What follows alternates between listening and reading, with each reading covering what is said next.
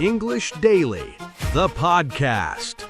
Your English journey starts now. Hey, English learners, welcome back to your podcast, the English Daily Podcast. Yes, we're absolutely thrilled to have you here today. It's been a while since our last episode, and I've really missed our little conversations. Today's episode is all about something that I think is super important for the future of our planet, and that's microgrids and decentralized energy systems. That's right, Anna. And you know what? This is one of those topics that comes up all the time in English language news, in business discussions, and even in everyday conversations about climate change and sustainability. So whether you're a complete beginner or already speaking English quite well, I promise you'll find something incredibly useful here today.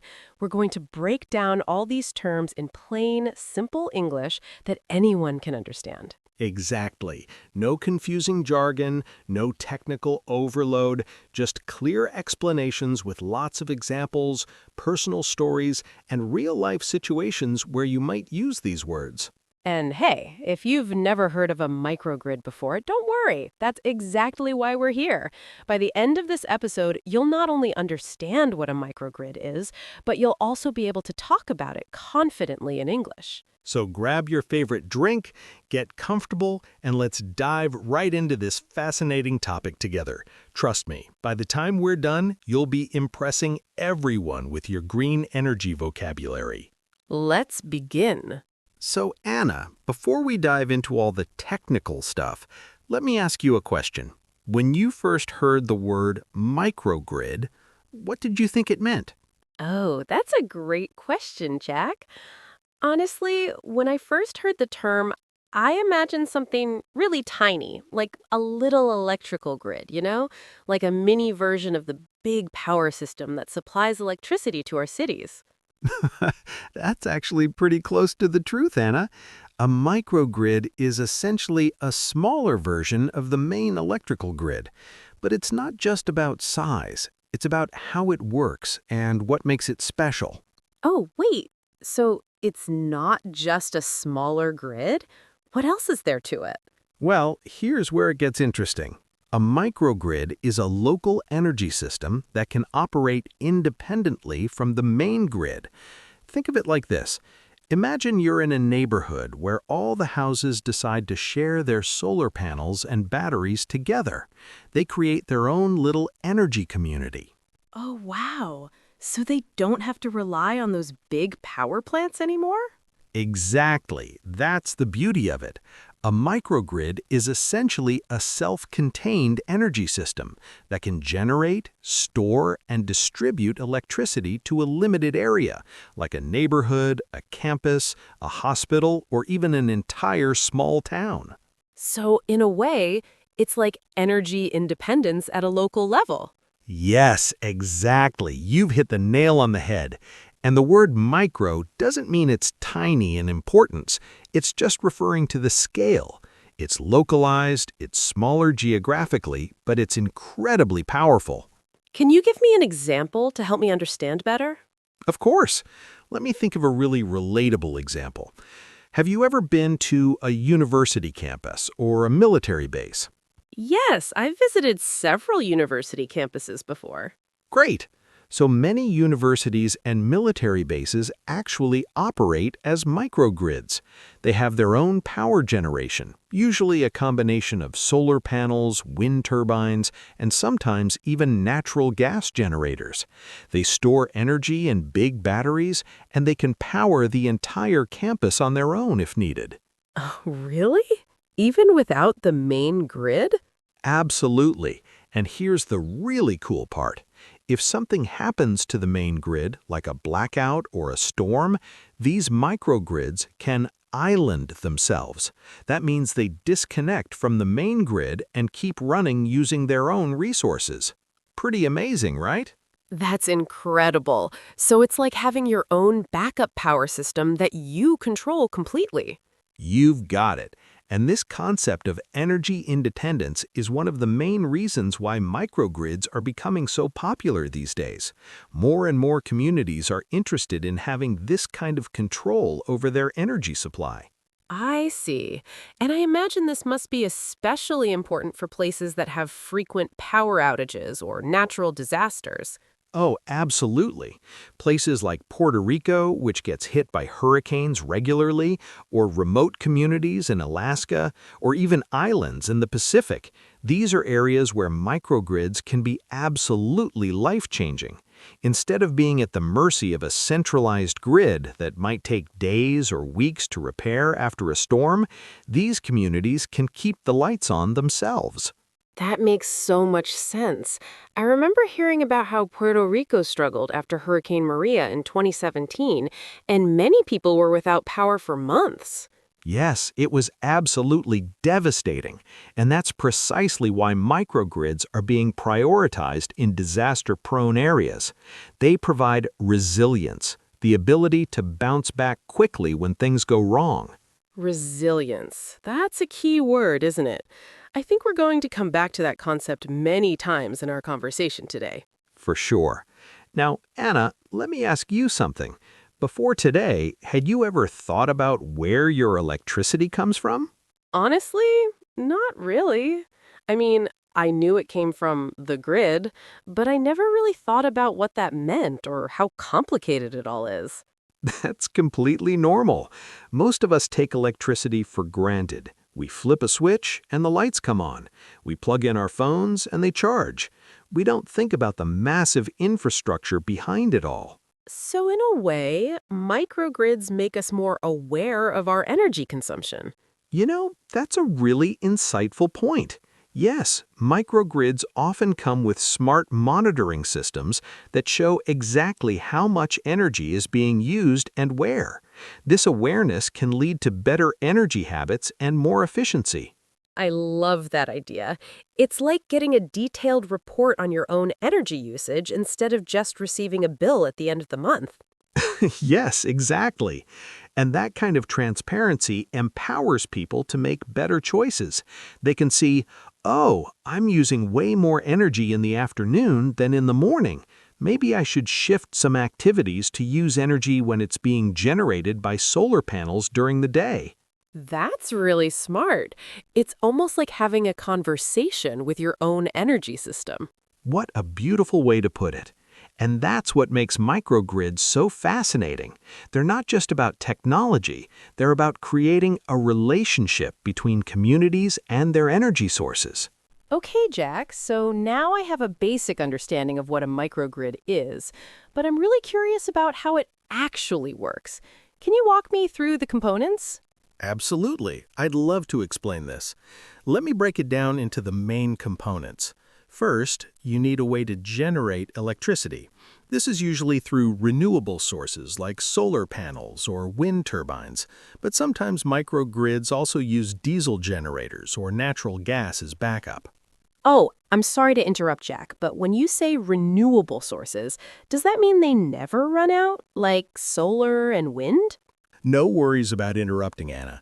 Yes, exactly. Renewable energy comes from sources that are naturally replenished. The sun will keep shining, the wind will keep blowing, and water will keep flowing. Unlike fossil fuels like coal or oil, which take millions of years to form, renewable sources are essentially unlimited. That's amazing. So using renewables is better for the environment too, right? Absolutely. This is one of the biggest advantages of microgrids. When they rely primarily on renewable energy, they produce little to no carbon emissions. That means they're helping to combat climate change and reduce air pollution. I see. So what's the second component? The second component is energy storage. This is usually in the form of batteries, big lithium-ion battery systems, similar to what you'd find in an electric car but much larger. These batteries store excess energy generated during the day for use at night or when the weather is cloudy. So the batteries are like a buffer. They smooth out the inconsistencies of renewable energy. Yes, exactly. You've described it perfectly. Solar panels only generate electricity when the sun is shining, and wind turbines only work when there's wind. The batteries store the excess energy produced during peak production times so it can be used when production is low. That's really smart. So the batteries ensure there's always a steady supply of electricity. In an ideal world, yes. However, it's not always perfect. That's why many microgrids also have backup generators that can run on natural gas or diesel. These are used during extended periods of bad weather or unusually high demand. I see. So even with all this technology, we still sometimes need traditional generators as a safety net. That's right, Anna. Think of it like having a spare tire in your car. You hope you never need it, but it's there just in case.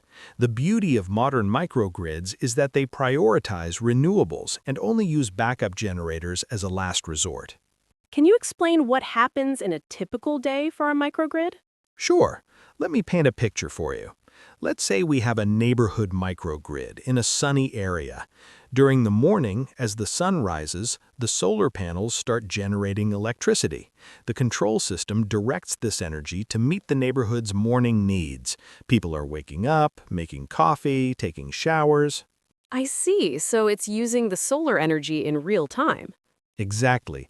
As the morning progresses and more solar energy is generated than needed, the excess goes into charging the batteries. By midday, the batteries are usually fully charged and the solar panels are producing even more energy. So what happens to all that extra energy? Great question. If the microgrid is connected to the main grid, the excess energy can be sold back to the utility company.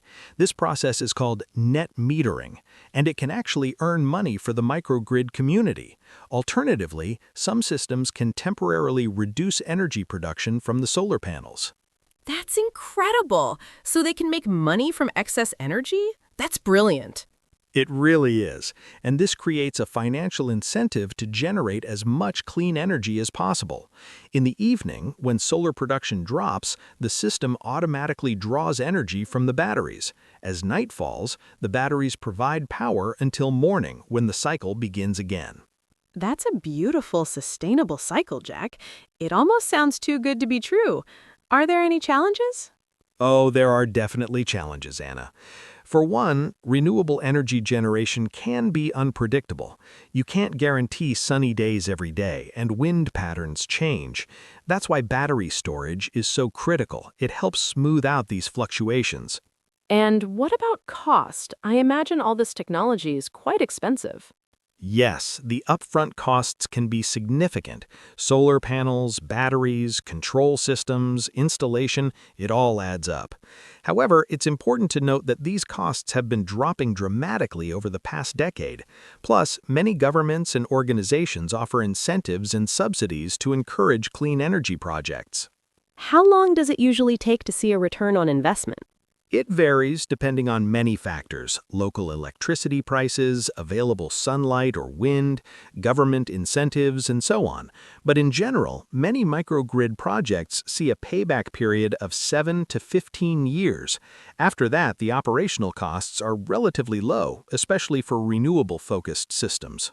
So it's more of a long-term investment. Absolutely, Anna. It's exactly like buying a high-quality appliance. You pay more up front, but it saves you money in the long run and typically lasts longer. The same principle applies here. I'm curious, have you ever visited a microgrid in person, Jack? You know, I actually have. A few years ago, I visited a small island in Hawaii that had implemented a microgrid system. It was absolutely fascinating. The island used to rely entirely on diesel generators, which were noisy, polluting, and expensive because they had to ship fuel from the mainland. That sounds like a challenging situation. It was, but when they installed solar panels and battery storage, everything changed. The island now generates most of its electricity from the sun during the day and uses batteries at night. They still keep a diesel generator for emergencies, but they use it so rarely that they've extended its lifespan by years. That's a success story. I bet the locals were really happy about the change. They absolutely were. The island's residents told me their electricity bills had dropped significantly, and they felt proud knowing they were using clean energy.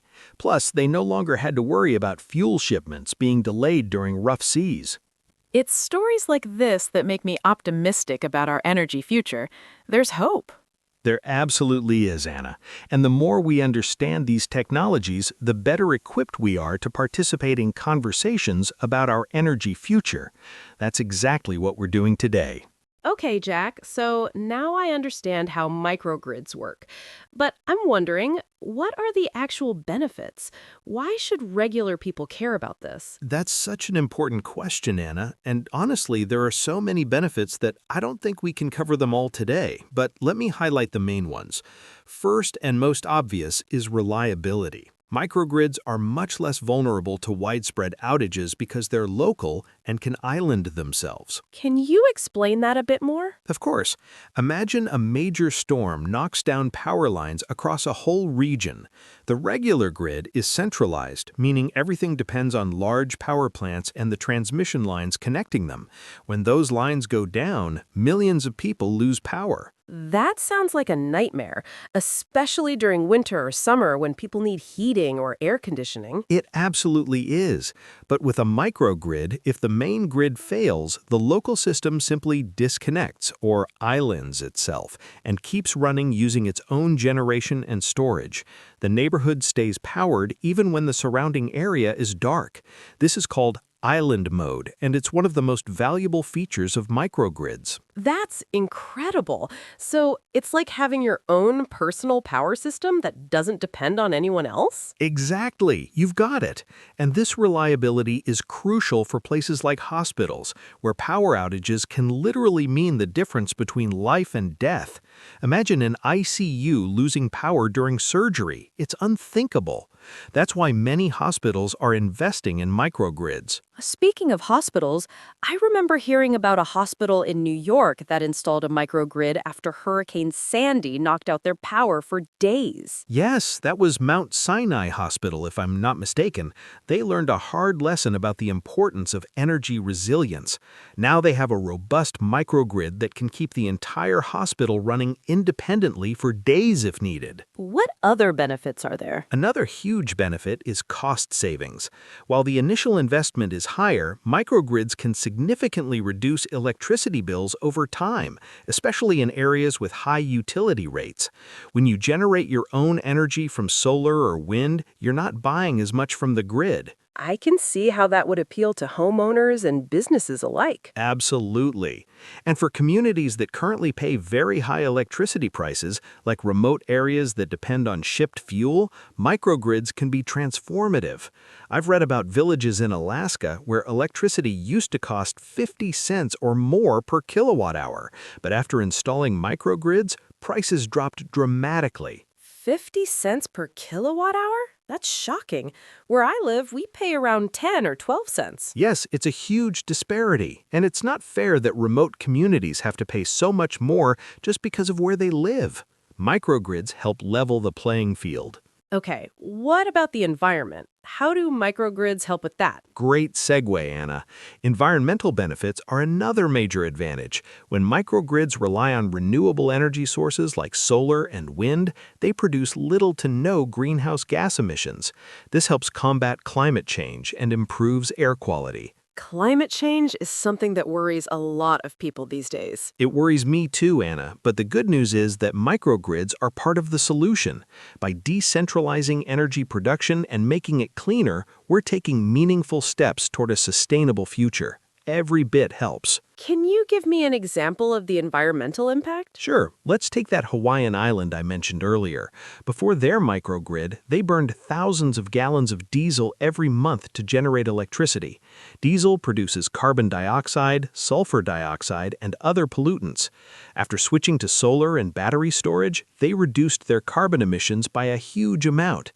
The exact figures depend on how you calculate it, but we're talking about hundreds or even thousands of tons of CO2 avoided per year. That's really significant. It really is. And it's not just about carbon dioxide. Diesel generators also produce particulate matter and other pollutants that affect air quality and respiratory health. Cleaner energy means cleaner air for everyone. Are there economic benefits as well? Oh, absolutely. Here are some key economic benefits. First, money spent on energy imports, like diesel or coal from other regions, stays local when you generate your own power. This keeps wealth within the community. I see. So it's like supporting the local economy. Exactly. And second, microgrid projects create local jobs in installation, maintenance, and operations. These are skilled positions that can't be outsourced easily.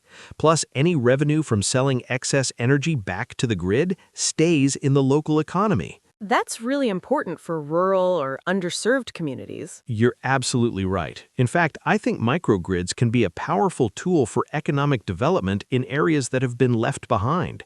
Instead of waiting for big utilities to extend their infrastructure, communities can take energy independence into their own hands. What about energy independence? Is that a real benefit? Absolutely, Anna. This is especially important for countries that currently rely heavily on imported energy. Think about nations that import most of their oil or natural gas. They're at the mercy of global markets and geopolitical tensions. By developing local renewable energy and microgrids, countries can reduce this dependence. It's almost like a form of energy sovereignty. What a beautiful way to put it. Energy sovereignty. I love that term. It speaks to the idea that communities and nations should have control over their own energy destinies, not be dependent on external forces. Are there any other benefits we haven't discussed yet? Let me think. There's also the benefit of grid modernization. Many old electrical grids are outdated and inefficient. Microgrid projects often involve upgrading infrastructure and installing smart grid technologies, which benefits the entire energy ecosystem. How so? Well, when a microgrid is installed, it typically comes with advanced monitoring and control systems. These systems can communicate with the main grid and provide valuable data about energy flows and usage patterns. This information helps utilities optimize their operations and improve overall grid efficiency. So, microgrids actually help improve the main grid, too? Yes, exactly. It's not necessarily an us versus them situation. Microgrids can work alongside the main grid and make it stronger. Think of it like this. If the main grid is like a highway system, microgrids are like additional local roads that reduce congestion and provide alternative routes when there are accidents. That's a wonderful analogy. I never thought of it that way. And finally, one more benefit, and this one might surprise you, is community building. When communities come together to plan and implement a microgrid project, it fosters collaboration and shared purpose. People work together toward a common goal, and that strengthens social bonds. Jack, you're making me want to move to a place with a microgrid. Well, if you do, let me know. I'd love to visit. But seriously, I think the benefits we've discussed today show that microgrids are much more than just a technical solution. They're a pathway to more resilient, sustainable, and equitable communities. I completely agree. This has been such an enlightening conversation, Jack. Okay, Jack, we've talked a lot about the theory and benefits of microgrids, but I'd love to hear about real examples. Where are microgrids actually being used today? That's a great question, Anna. Microgrids are being deployed all over the world in many different contexts. Let me share some of the most interesting examples with you. Starting in the United States, there are hundreds of microgrid projects here. Can you give me some specific examples? Of course, one impressive example is the Borrego Springs microgrid in California. This community in the desert has installed a sophisticated microgrid that includes solar panels, battery storage, and advanced control systems. It's been operating for years and has proven its worth during California's frequent wildfires and grid emergencies. Wildfires? How does that affect energy? Great question. During high fire risk days, utilities sometimes shut off power to prevent their equipment from sparking fires. This is called a public safety power shutoff, and it can leave communities without electricity for days. Borrego Springs microgrid can island itself and keep running during these events. That's brilliant. So the community doesn't have to suffer because of fire safety measures? Exactly. And there's another example closer to many people's hearts. College campuses. Universities like the University of California, San Diego and Cornell University have their own microgrids. These systems power everything from classrooms to dormitories, and they provide valuable learning opportunities for engineering students. I love that. Students can actually see clean energy technology in action. It really is fantastic education. And speaking of education, military bases are also leading adopters of microgrid technology. The U.S. Department of Defense has been investing heavily in microgrids to ensure their facilities can maintain critical operations during emergencies. Bases like Camp Pendleton and Quantico have impressive systems. I can see why the military would prioritize energy security.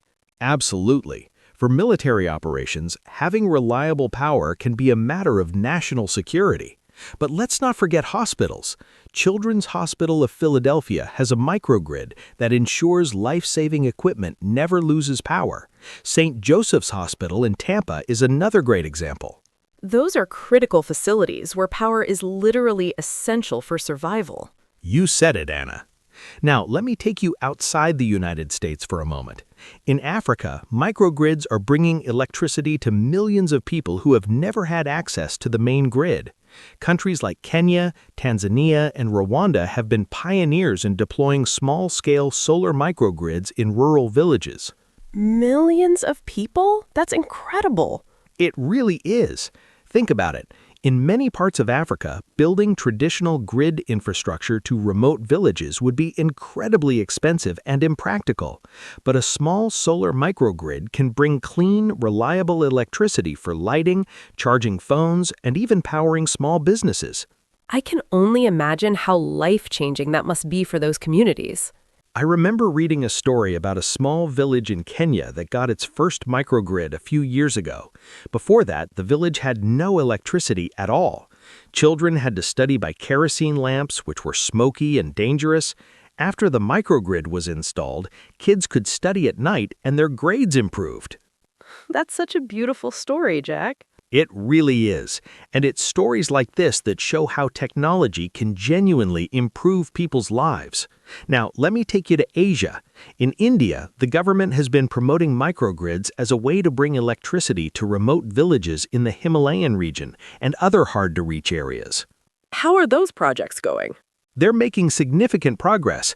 India has set ambitious goals for renewable energy and rural electrification. Many villages in states like Bihar, Jharkhand, and Odisha have received solar microgrids. While challenges remain, like funding, maintenance, and local capacity building, the impact has been positive overall. I can see why island nations would have unique energy challenges. You're so right, Anna. Island nations face some of the most severe energy challenges because they often depend entirely on imported fossil fuels. But they're also ideal candidates for microgrids because they have abundant sunshine and wind. Puerto Rico, after Hurricane Maria, has been rebuilding its grid with microgrid principles in mind. The Cayman Islands and Barbados have also invested in solar plus storage microgrids. Puerto Rico rebuilding with microgrids? That's actually inspiring given what they went through. It really is, Anna. Sometimes tragedy can spark innovation and positive change. Now, here's something that might surprise you. Even data centers are becoming microgrids. Companies like Apple and Google have built microgrid systems at their data center facilities to ensure uninterrupted power for the internet services we all rely on. I never thought about data centers needing energy security. It's easy to forget that every time you stream a video or search the web, it requires massive amounts of electricity. These tech giants have realized that microgrids make business sense. They're more resilient, sustainable, and can even save money in the long run. This is all so fascinating, Jack. Microgrids seem to have applications in almost every sector. They really do. We've covered healthcare, education, military, rural development, and even technology. Other applications include commercial buildings, industrial facilities, hotels and resorts, remote mining operations, and even electric vehicle charging stations. Electric vehicle charging? How does that work? Great question. Imagine a parking garage with dozens of electric vehicles charging simultaneously.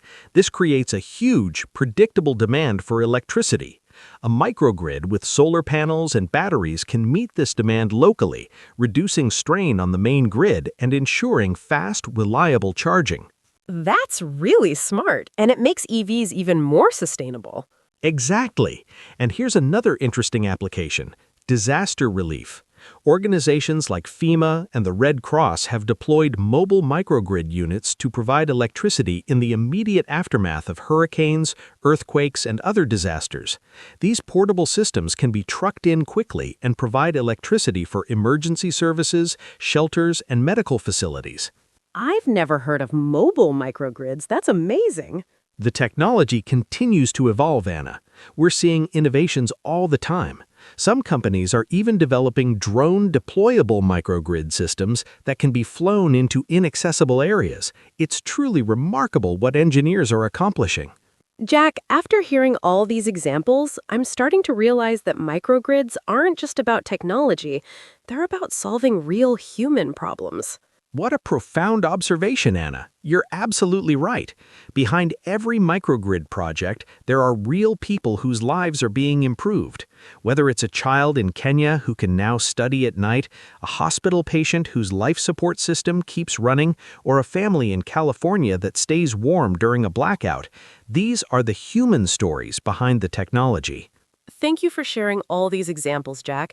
It's given me a much deeper appreciation for the real-world impact of microgrids. Okay, Jack, we've covered a lot of ground today, but I want to look ahead. What does the future look like for microgrids? Are they going to become even more important?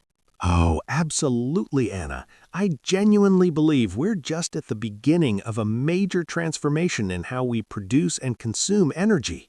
Microgrids are going to play a central role in this energy revolution. Let me share some trends I'm seeing. I'm all ears. First, costs are continuing to decline. Solar panel costs have dropped by more than 90% in the past 2 decades, and battery costs have fallen dramatically too. Experts predict this trend will continue, making microgrids economically viable for even more communities. 90%? That's astonishing.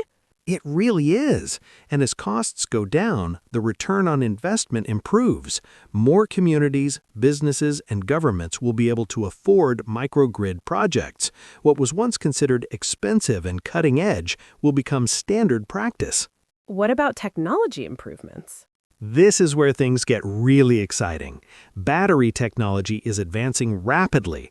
We're seeing the development of solid-state batteries, which are safer, more energy-dense, and longer-lasting than current lithium-ion batteries.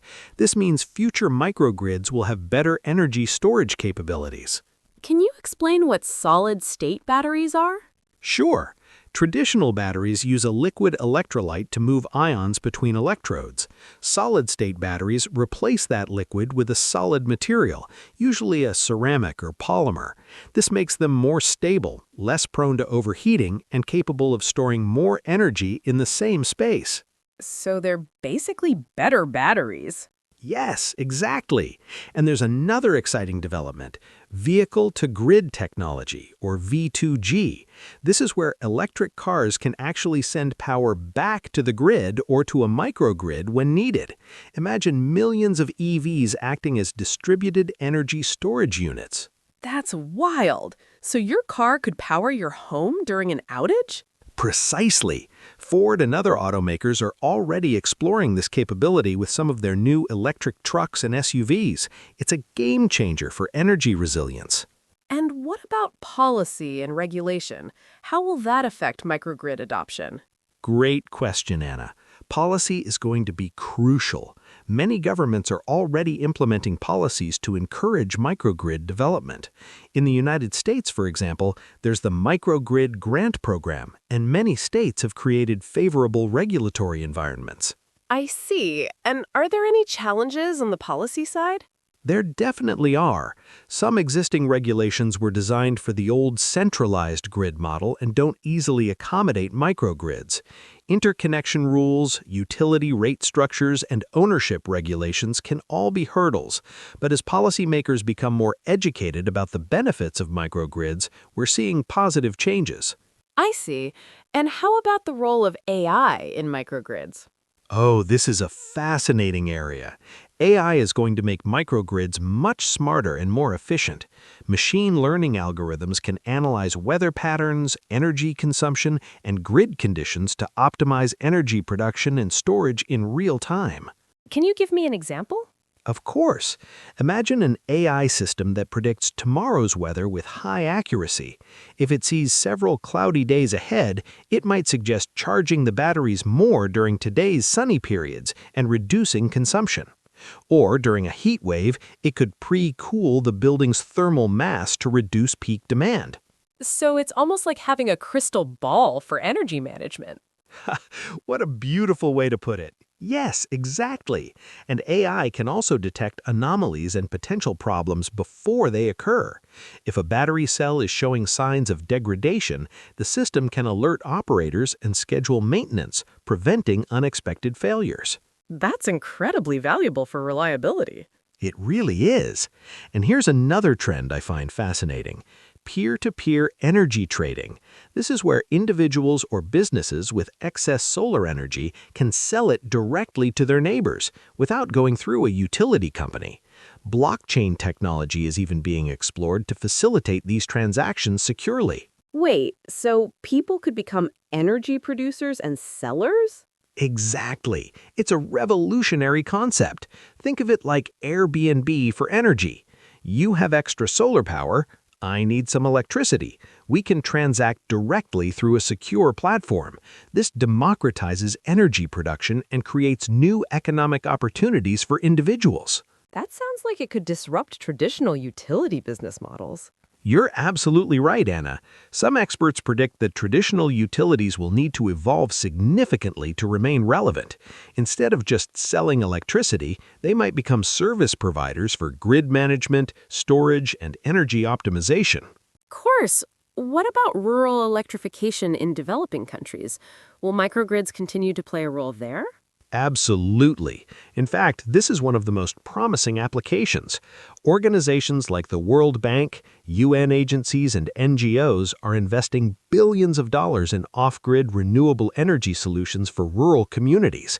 Mini-grids and microgrids are seen as the most practical path to universal energy access.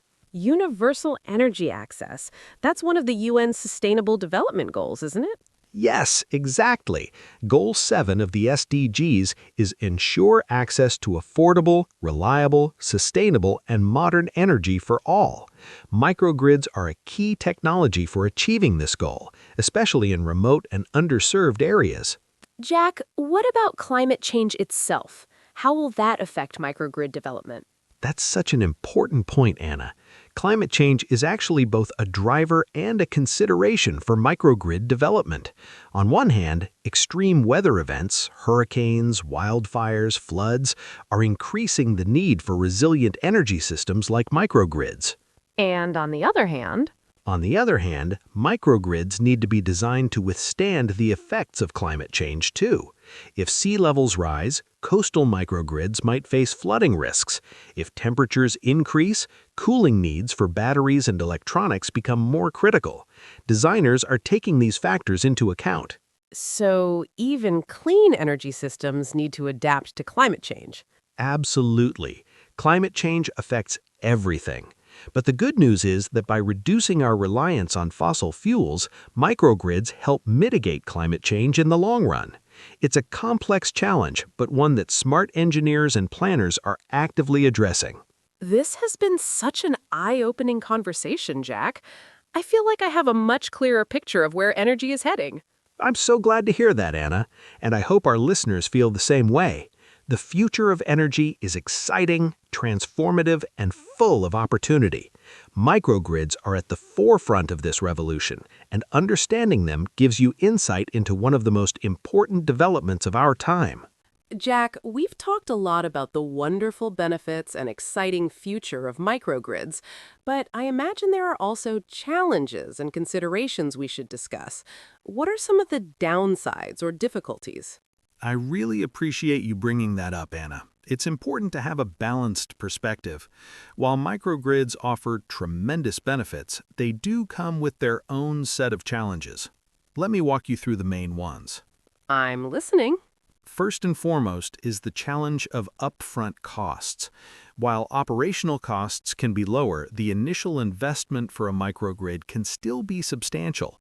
Solar panels, batteries, control systems, and installation, it all adds up. For some communities or businesses, this can be a significant barrier. I can imagine. Even though costs are dropping, I suppose not everyone can afford the initial outlay. Exactly. That's why financing mechanisms are so important. Some options include power purchase agreements, where a third party owns and operates the system and sells energy to the community, or community ownership models, where residents pool their resources. What about technical complexity? Is that a challenge? Oh, definitely. Designing and operating a microgrid requires expertise in multiple fields: electrical engineering, power systems, electronics, software, and increasingly data science and artificial intelligence. Finding qualified personnel can be difficult, especially in remote areas. I never thought about the human expertise needed. And maintenance is another consideration. While solar panels generally require minimal maintenance, batteries have a finite lifespan and will eventually need replacement. Control systems need updates and occasional troubleshooting. Communities need to plan for these ongoing needs. How long do batteries typically last? Most lithium-ion batteries used in microgrids today have a lifespan of about 10 to 15 years, depending on usage and environmental conditions. This is actually quite good, but it's something that needs to be factored into long-term planning and budgeting. What about interconnection with the main grid? Is that complicated? It can be, Anna. Connecting a microgrid to the existing utility infrastructure involves technical standards, safety protocols, and regulatory approvals. Utility companies may have concerns about how a microgrid affects their grid operations, and this can lead to delays or conflicts. So there can be institutional resistance? Unfortunately, yes. Some utility companies view microgrids as a threat to their business model. They worry about losing customers and revenue. This isn't universal. Many utilities are proactively embracing microgrids, but it's a reality that needs to be navigated. I can see how that would be important. And finally, there's the challenge of public acceptance. Some community members might be skeptical of new technology or concerned about visual impacts like solar panels or wind turbines in their neighborhood. Others might have concerns about property values or noise. Effective community engagement and education are essential. I can see how that would be important. And finally, there's the challenge of equity. As with many new technologies, there's a risk that microgrids could primarily benefit wealthy communities or businesses that can afford them, while lower-income areas get left behind. Ensuring equitable access to clean, reliable energy requires intentional policies and programs. That's a valid concern, especially given what we discussed earlier about energy costs. You're absolutely right. Addressing energy poverty and ensuring that the benefits of microgrids reach underserved communities should be a priority. Government subsidies, nonprofit initiatives, and innovative financing models can all help bridge this gap. Jack, thank you for being so candid about these challenges. It gives a more complete picture. Of course, Anna, no technology is perfect, and being realistic about challenges helps us work toward solutions. The good news is that for every challenge I mentioned, there are smart people working on answers. The field is evolving rapidly, and I'm optimistic about our ability to overcome these obstacles. I think it's important for our listeners to understand both the promise and the complexity of these systems. I completely agree, Anna. Informed citizens are better equipped to participate in discussions about energy policy and to make decisions about their own energy futures. That's exactly what we're trying to do here: empower people with knowledge. Now, Anna, I think it's time for our vocabulary breakdown. We've used a lot of important terms throughout our conversation, and I want to make sure our listeners can confidently use these words and phrases. Absolutely. This is one of my favorite parts of our podcast. Let's go through the key vocabulary together. Let's start with microgrid itself. A microgrid is a local energy system that can operate independently from the main electrical grid. For example, our campus installed a microgrid to ensure reliable power during outages. Next is decentralized energy. This refers to electricity production that is distributed across many small sources, rather than concentrated in large power plants. For instance, decentralized energy systems give communities more control over their power supply. How about renewable energy? This is energy from sources that are naturally replenished, like sunlight, wind, and water. Example, solar and wind power are popular forms of renewable energy. Let's talk about off-grid. This describes systems or homes that are not connected to the main electrical grid. Example, many remote cabins operate completely off-grid using solar panels and batteries. Island mode is a term we used several times. It refers to when a microgrid disconnects from the main grid and operates independently. Example, during the storm, the hospital switched to island mode to maintain power. How about energy resilience? This means the ability to withstand and recover quickly from energy disruptions. Example, communities with microgrids have greater energy resilience during natural disasters. Let's include carbon footprint. This is the total amount of greenhouse gases produced by our activities. Example, using renewable energy helps reduce your carbon footprint. Smart grid refers to an electrical grid that uses digital technology to monitor and manage energy flow. Example, a smart grid can automatically balance supply and demand. How about net metering? This is a system where excess energy can be sold back to the grid. Example, thanks to net metering, my electricity bill dropped to almost zero last summer. Battery storage is a technology that stores energy in batteries for later use. Example, battery storage allows us to use solar energy at night.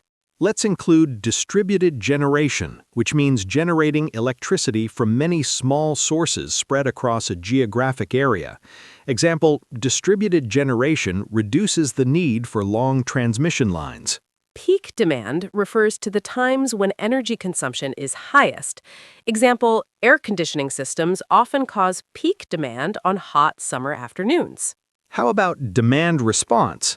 This is when energy users voluntarily reduce consumption during high demand periods. Example, the utility offered incentives for demand response during the heat wave. Power outage is when electricity supply is interrupted. Example, the hurricane caused widespread power outages across the region. Let's include sustainability, which means meeting current needs without compromising the ability of future generations to theirs. Example, sustainability is a core principle of microgrid design. Grid-tied or grid-connected describes systems that are connected to the main electrical grid. Example, most homes with solar panels are grid-tied systems. Load balancing is the practice of distributing energy consumption evenly over time. Example, smart appliances help with load balancing by running during off-peak hours. Energy independence means not relying on external sources for energy needs. Example, the island achieved energy independence through its microgrid. What about vehicle-to-grid, or V2G?